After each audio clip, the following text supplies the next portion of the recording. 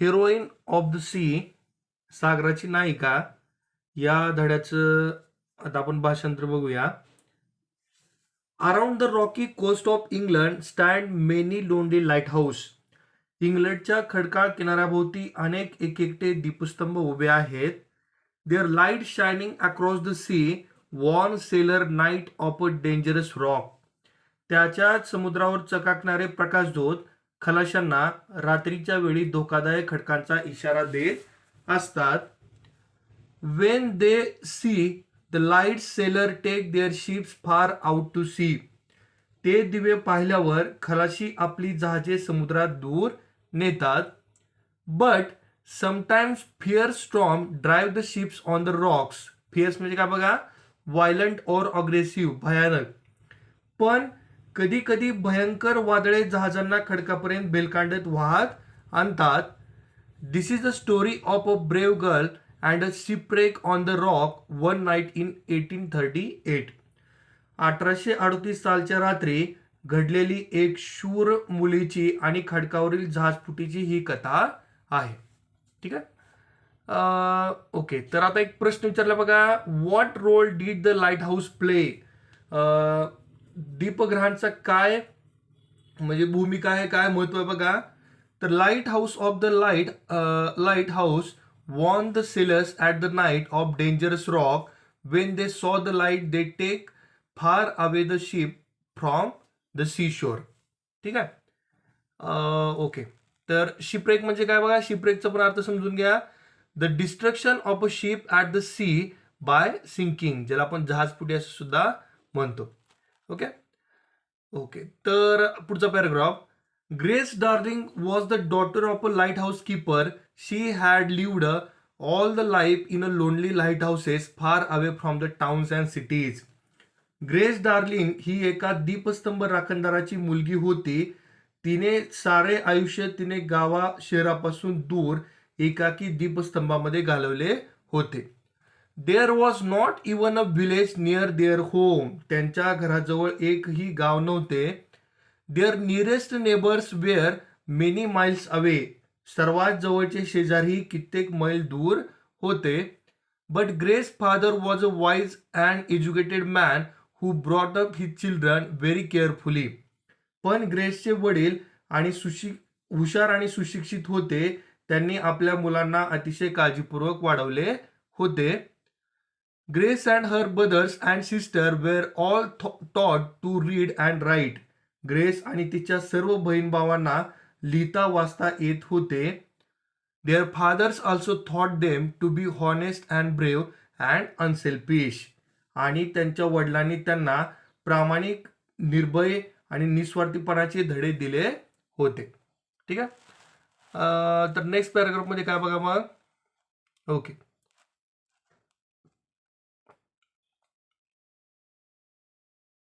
ठीक आहे. तर बघा. When Grace was 10 years old, his family went to the live in Longstone light house. Grace 10 वर्षाची असताना सारे कुटुंब लॉंगस्टोन दीपस्तंभामध्ये राहायला गेले. Their new home was on some wild island near the east coast of England. त्यांचे नवे घर इंग्लंडच्या पूर्व किनाऱ्यावरील कुठल्याशा निर्जन बेटावर होते. The darling children grew up here. When they were older, they left their lonely home one by one and found work in the cities. डार्लिंगची मुले तिथेच मोठी झाली. मोठी झाल्यावर एक एक मुले शहरात काम सोडण्यासाठी ते एकाकी घर सोडून बाहेर पडले. At last, all of them had left the lighthouse except Grace, who stayed at home to help her mother and father. अखेर सगळीजण दीपस्तंभ सोडून बाहेर पडली. फक्त ग्रेस आई वडिलांना मदत करण्यासाठी मागे थांबली. ठीक आहे. She had not grown very tall. तिची उंची फारशी वाढलेली नव्हती. She was only a little woman. ती लहानखुरीच होती. Not at all like her father who was more than 6 feet tall. आणि अजिबात तिच्या वडिलासारखी दिसायची नाही, कारण ती चांगले 6 फुटापेक्षा जास्त उंच होते. ओके, तर एक प्रश्न आलाय काय बघा, what efforts did the Grace father take to educate his children. ग्रेसच्या वडिलांनी त्यांच्या मुलांच्या शिक्षणाबद्दल कोणती प्रयत्न केले, काळजी केली. तर he taught them to read and write. He also taught them to be honest and brave and unselfish. Okay, ठीक आहे. तर पुढे जाऊया. ठीक आहे. तर काय म्हणलं बघा, on the night of September 6th, 1838, a terrible storm was blowing. ठीक आहे. 6 सप्टेंबर 1838च्या त्या रात्री भयंकर वादळ घुंगावत होते. ओके होते. Grace was used to storm. She herself was warmer and safe in the big lighthouse. ग्रेसला वादळाची सवय होती. ती स्वतः त्या मोठ्या दीपस्तंभामध्ये आरामात व सुरक्षित होती. But she was always unhappy about the poor sailor who were at the sea in the storm.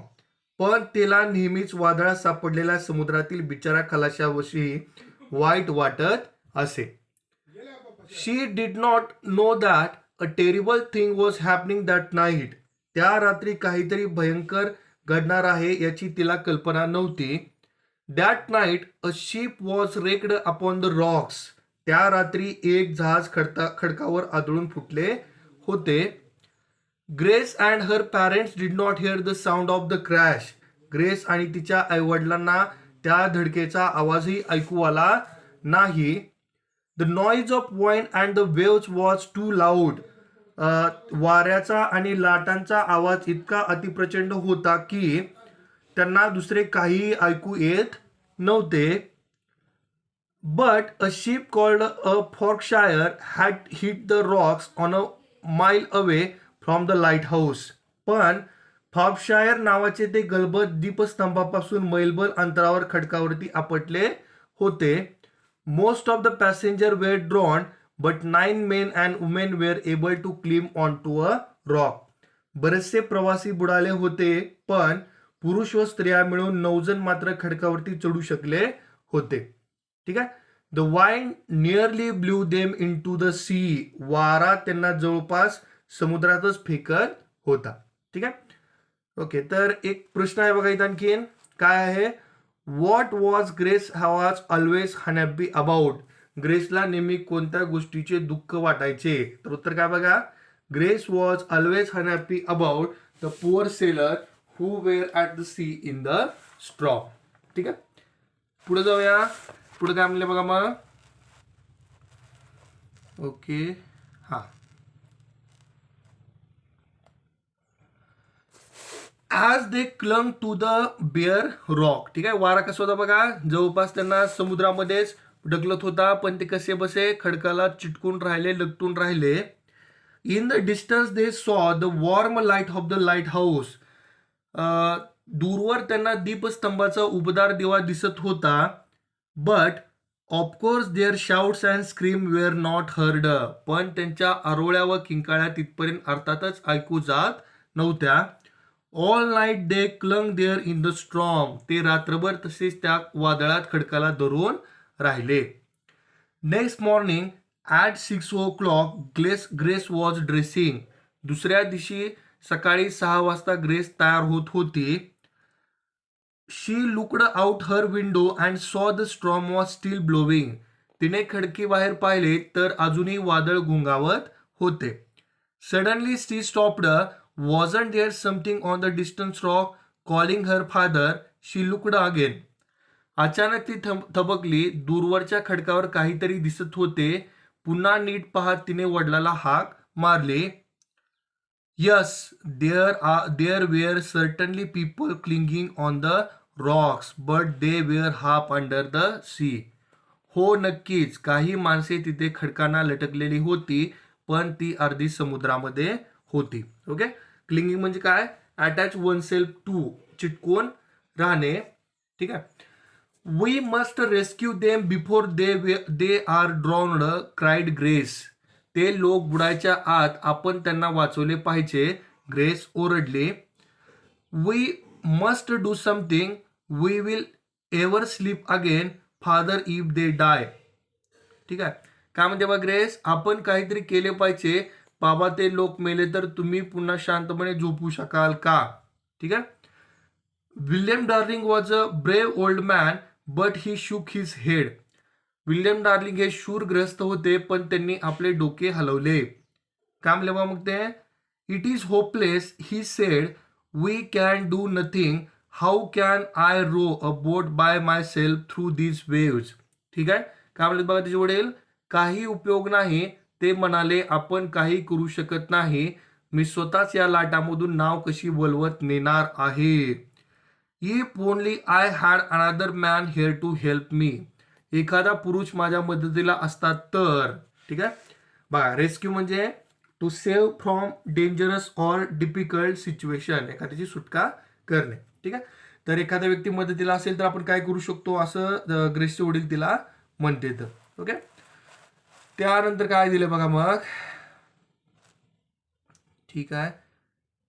हा, I can help you. Okay. Grace काय म्हणते बघा मग, I can help you father, cried Grace, I can row a boat as well as a man, can't I, I am small but I am strong, you and I have often rowed together, we can reach those unfortunate people. मी तुम्हाला मदत करेन बाबा, grace ओरडली, मलाही एका पुरुषा इतकी चांगली नाव वलवता येते हो की नाही. मी लहान असले तरी कणकर आहे, तुम्ही आणि मी अनेकदा एकत्र वलवले आहे, आपण त्या दुर्दैवी लोकांपर्यंत पोहोचू शकतो. ठीक आहे. ओके. तर ठीक आहे. हा, तर बघ आता काय म्हणले मग, Mrs Darling was with her husband and daughter at the window. No no, she exclaimed. Mrs Darling पती आणि मुलीबरोबर खिडकीशी उभ्या होत्या. नाही नाही, त्या ओरडल्या. How will it help those poor people if you are drown. तुम्हीच बुडाला तर त्या बिचारा लोकांना कशी मदत होणार. You cannot row in this storm, do not try, a girl like you Grace cannot do a man's job. ठीक आहे. तर काय म्हणतात बघा, या वादळात तुम्ही वळवू शकणार नाही, तसा प्रयत्नही करू नका. ग्रेस, तुझ्यासारखी मुलगी एका पुरुषाचं काम करू शकणार नाही. Okay. Let us pray for them husband, God will help them perhaps but we cannot. पती, आपण त्याच्यासाठी प्रार्थना करू, देव कदाचित त्यांना वाचवू शकेल पण आपण नाही. ठीक आहे. तर बघा ग्रेस काय म्हणते मग याच्यावरती. ओके. त्यापूर्वी प्रश्न बघा, what did Grace notice from the window. ग्रेसने खिडकीतून काय पाहिले. Some people clinging on to the rocks, they were half under the sea. ठीक आहे. ओके. पुढे जाऊया मग. Grace was determined. पण ग्रेस बघा तिच्या मतावरती ठाम होती. However she argued until at last her father agreed. ठीक आहे. वडील तयार होईपर्यंत ती वाद घालत राहिली. Poor Mrs Darling with a heavy heart help them to get the boat out, she watched and pray as they set off. ठीक आहे. दोन नवीन शब्द बघा. With a heavy heart sadly, जड अंतकरणाने, आणि सेट ऑफ म्हणजे बिगिन अ जर्नी, प्रवासास निघणे. काय केलं बघा मग, बिचारा मिसेस डार्लिंगने जड अंतकरणाने त्यांना नाव बाहेर काढण्यास मदत केली. ते निघाले तशी त्यांच्याकडे पाहत ती प्रार्थना करत राहिली. ओके. ठीक आहे. तर पुढचा पॅराग्राफ काय बघा मग. Okay. Anyone who has been a storm at sea can imagine the journey. ज्याने कोणी समुद्रातील वादळ पाहिले आहे ते त्या प्रवासाची कल्पना करू शकतात. The boat went up and down over the waves as high as hill. पर्वता एवढ्या उंच उसळणाऱ्या लाटाबरोबर ती नाव खालीवर येत होती. Sometime it stood on one end, sometimes on the other end. कधी ती या टोकावर तर कधी ती त्या टोकावर उभी राहत होती. It went up to the top of a wave and then down into a great valley between the waves. एकदा ती एका लाटेच्या पार वरच्या टोकापर्यंत गेली आणि मग लाटामधील खोल दरीतून खाली खाली येत राहिले. Every time they went down the boat nearly went under the water. प्रत्येक वेळी बोटीने खाली येताना ते जवळजवळ पाण्याच्या खाली गेले. ठीक आहे. Okay. But little by little pulling with all their strength on the oars they come near the rocks. Oars म्हणजे काय बघा, a pole with a flat blade use to row or steer boat through the water. ज्याला आपण वले म्हणतो मराठीमध्ये. तर काय झालं बघा, पण हळूहळू सगळी ताकद लावून वलवत वलवत ते खडकाच्या जवळ जाऊन पोचले. The wind and rain were so strong that Grace could not see. ठीक आहे. वाऱ्याचा आणि पावसाचा जोर एवढा होता की ग्रेसला काय दिसू शकत नव्हतं बघा. मग ओके, नेक्स्ट पेजला जाऊया.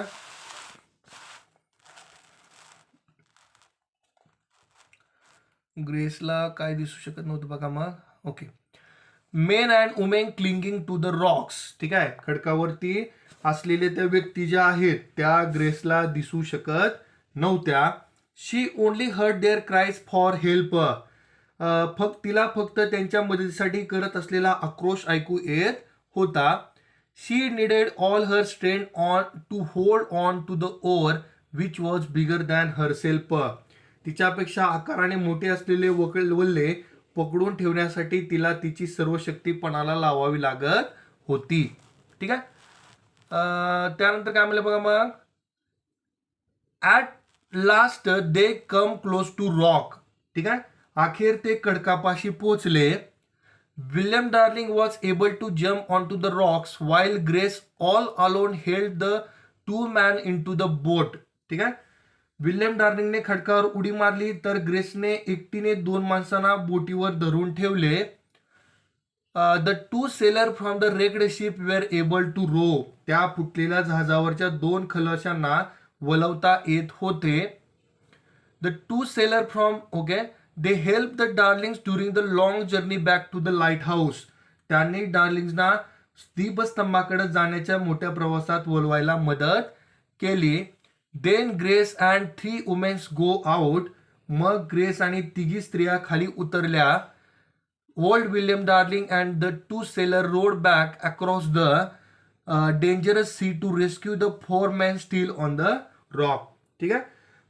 वयस्कर विल्यम डार्लिंग आणि 2 खलाशी पुन्हा त्या भयान समुद्रात अजूनही खडकावर अडकलेल्या बागीत 4 पुरुषांची सुटका करण्यासाठी परत निघाले. ठीक आहे.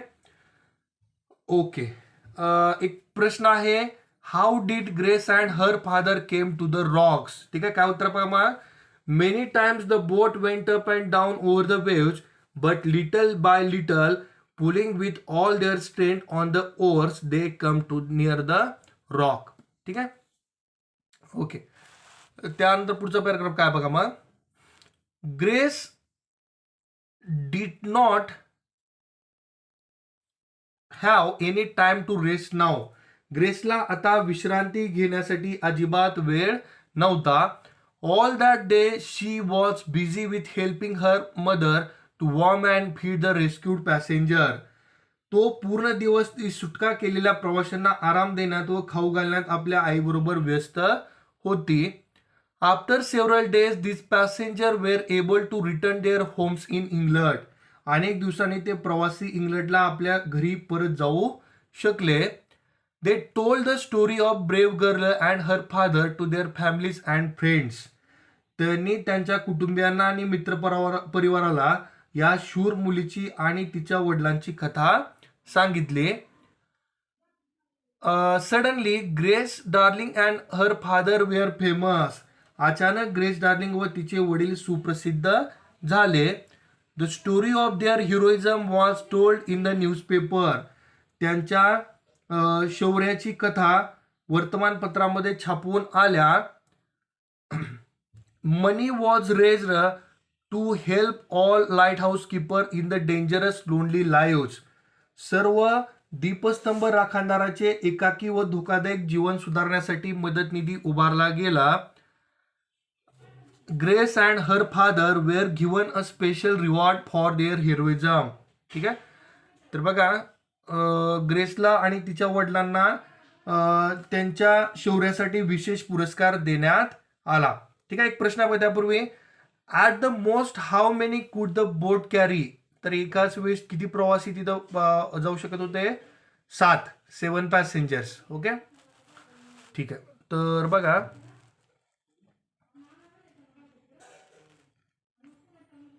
ओके, हां, ठीक आहे. Heroism, poor Grace did not live long after the rescue. ठीक आहे. बिचारी ग्रेस त्या सुटकेच्या घटनेनंतर जास्त काळ जगली नाही. She died at the age of 27. वयाच्या 27व्या वर्षी ती मरण पावली. She died at the age of, okay, but she is still remembered for her unselfish courage. पण तिच्या निस्वार्थी धैर्यासाठी आजही तिचे स्मरण केले जाते. कारण काय म्हणलं बघा, she risked her own life for others. कारण इतरांसाठी तिने तिचे आयुष्य धोक्यात घातले होते. ठीक आहे. एक प्रश्न आहे बघा, काय मग, how did the Darling family become famous? Darling कुटुंबीय कसे प्रसिद्धी पावले बघा. Rescued people return to home. They told story of Darling family to friends and families. The story was published in newspaper. Money was raised to lighthouse keeper. They were awarded for their heroism.